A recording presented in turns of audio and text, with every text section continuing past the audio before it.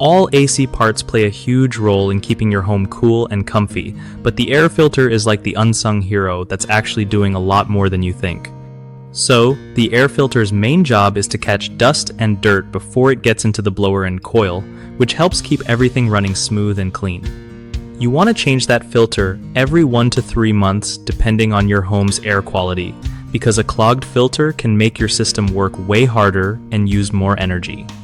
If you've got pets or live somewhere dusty, swap it out even more often. Using the right size filter matters too.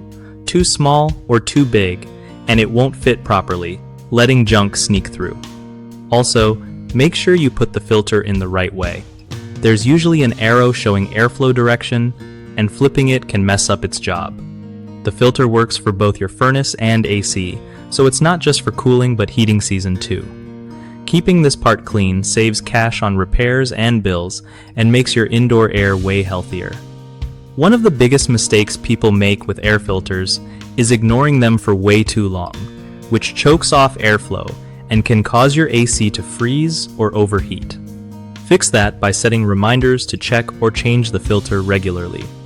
Another issue is using cheap or generic filters that don't trap as much dust or allergens, so investing a bit more in good quality filters really pays off.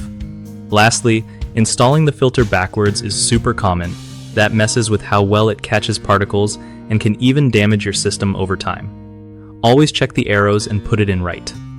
BigHomeProjects.com helps homeowners find trusted local contractors who know their stuff and won't mess around with your AC or furnace.